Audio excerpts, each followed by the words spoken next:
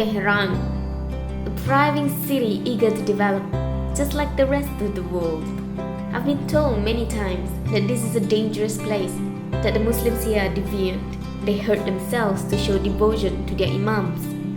In Malaysia, the Shia community are often demonized in public sermons and forums.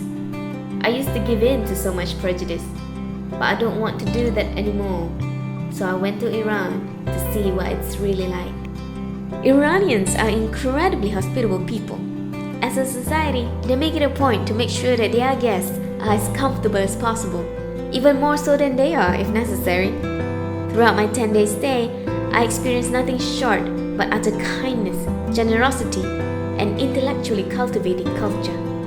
Okay, it describes your beloved, who is a very nice person, and everything is about him or her is very good, and he will come to you sooner.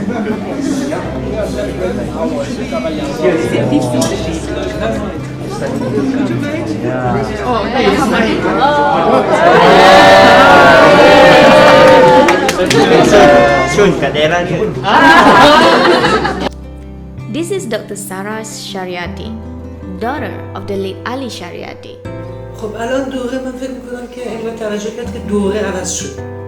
دوره شریعتی دوره از یک طرف یک سنت مذهبی دینی صلب و بسته بود و از یک طرف یک مدرنیزاسیون پیشرفته از طرف رژیم.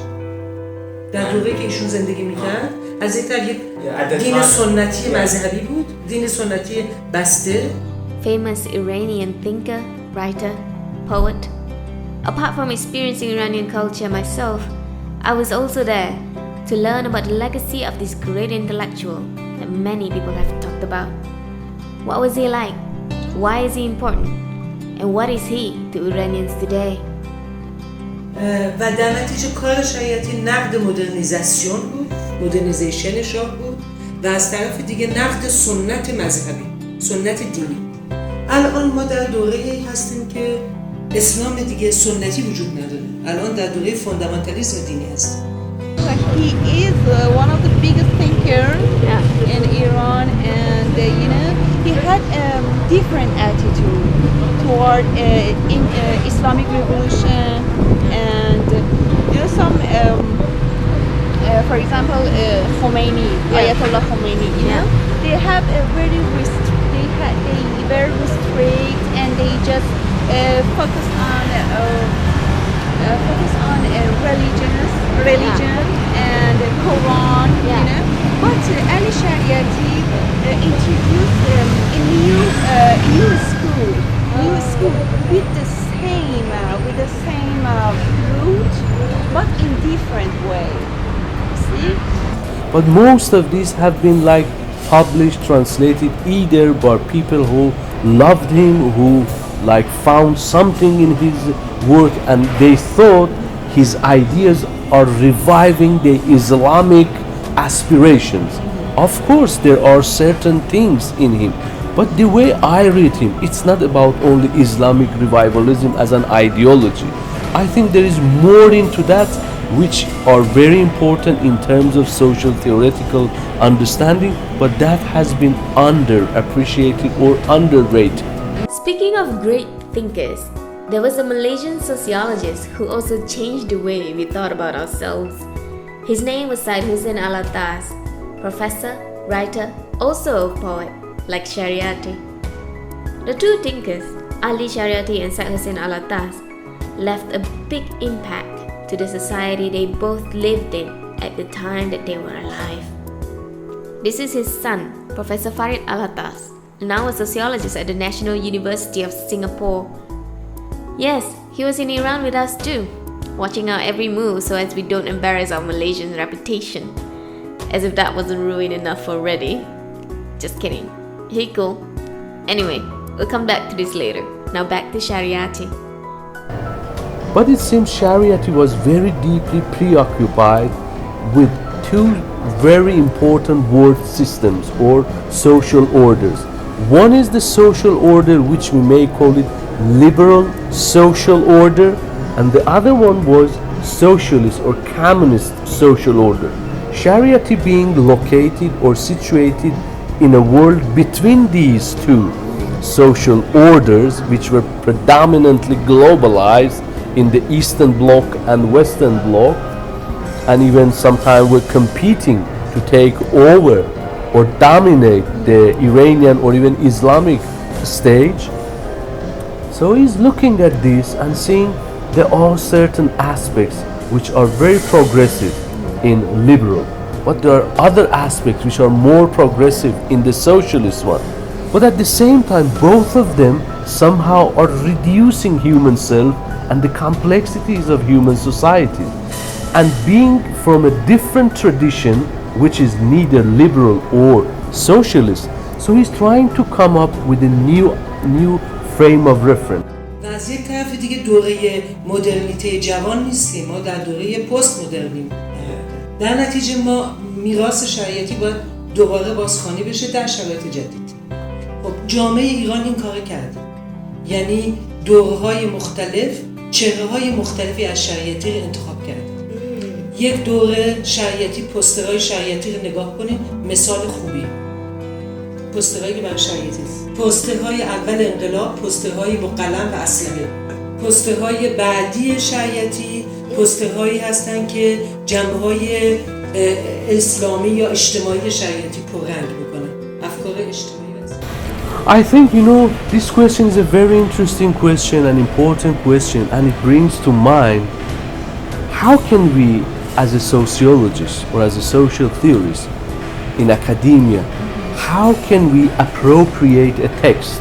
Shariati is not living among us anymore, but his text as a whole picture or as a meaningful system of understanding and analyzing the social world and reality as such is there.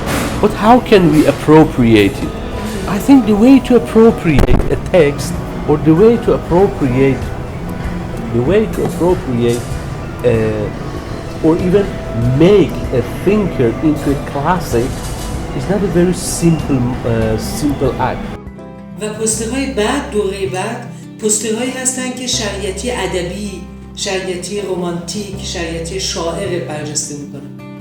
چون خود شریعتی میگه من کارهام 3 دسته است. دسته دوم اجتماعیاته، سوشیال ورک، دسته سوم کبیریات، نوشته های کبیر، نوشته های دزر، کبیر میشه دزر. What شریعتی نیست کبیر. میگه نوشته های کبیر که نوشته های ادبی و پوئتیک شریعتی، شاعرانه شریعتی. بعد تو هر دوره‌ای یک شریعتی برجسته میشه. در یک دوره شریعتی به عنوان جامعه شناس و نویسنده اجتماعی، در یک دوره اسلامی، در یک دوره شاعر و عارف و شاعر و نویسنده. Apart from being the bridging voice of two worlds on the verge of collapsing with each other, the East and the West, Ali Shariati also talked about other sociological and ideological concepts. One example of a sociological concept he introduced was the istihmar. When I first heard about Shariati's notion of istihmar, one of the first things that came to my mind was that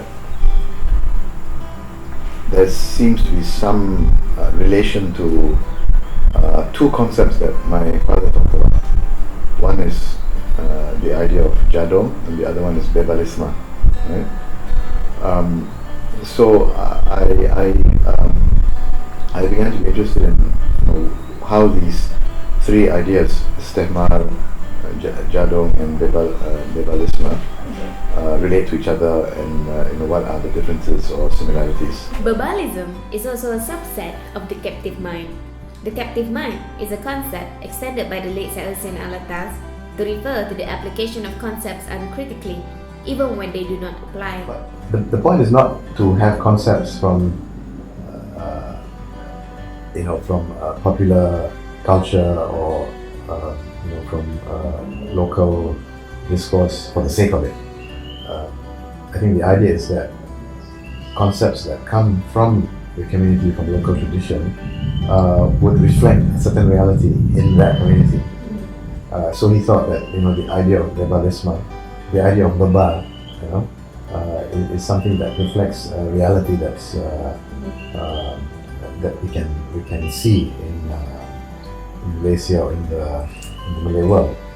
I can't help but notice that the two thinkers, Ali Shariati and Syed Hussein Alatas, are so alike, even though they live in two different locations, geographically and politically. What they all have in common is they're all about folly. You know what I mean by folly? A certain kind of Idiocy, stupidity. Idiocy, not in the sense of lacking intelligence, because somebody who is a victim of istihmar may be actually highly trained, highly skilled, may have a higher degree, may have a PhD. Similarly, a Bebalian may have a PhD and may have gone to an Ivy League university. And certainly a perpetrator of kejadongan may also be highly skilled and highly trained. Prof. Arief Alatas talks and writes a lot about his late father's work, not just on jadong and bebalism, but also on the sociology of corruption. Prof. Hussein's daughter, Mastura Alatas, is also a writer. I was curious if this is the reason that she writes. I mean, who knows why we become writers? You know, it's either through reading or just passion or even observation. I mean, in my book, I do write about the memory of seeing him write late at night. In fact, that's why I chose the angle, a portrait of a man as a writer, because I think it's very important for Malaysia to give value to the creative act of writing. He was committed to it towards the very end. As we can see, the gift of writing is not lost with his passing. Mastura Alatas did not just write about her father, but to date, the biography of Syed Hussein Alatas has only been written by none other than his daughter. I was curious to know more about him, so I talked to Iman, Afra and Ubaidillah Alatas, the late professor's grandchildren. I think what I remember him most for is being very concerned and involved grandfather. I mean, of course, among the three of us, I have more memories of him. He was very concerned, very concerned about my intellectual development. I think my sweetest memory of him was how when we were younger, we come here every school holiday, the whole family, and every Sunday we all used to drive to MCOT Mall together with our grandfather. And I don't know if it still exists now, but on the ground level of MCOT Mall, they have all these small shops selling second-hand books and maybe small handicrafts and stuff like that. So he would bring his stool every Sunday, like his foldable stool, and we would go there, and he would move from, I don't know how many different stalls there were, but he would move from one to the next and sit down, and go through all the second-hand books to see which one he was interested in and talk with the vendors. And I was like, less than 12 years old at that time, so I didn't get it. And of course I was very impatient because he would be there for, more than an hour sometimes. But as I got older, and I sort of had that experience of my own. So that, his passion and his desire for reading and having the patience to go through all the books to see what he really likes and talking to people about the books, that I think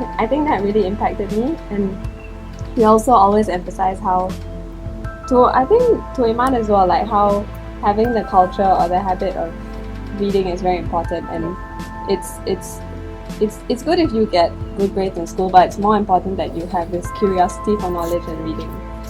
Based on the stories that I hear of my grandfather, my auntie would always tell me, Jid, we call him Jid, he would always say, I don't care what you want to be in the future.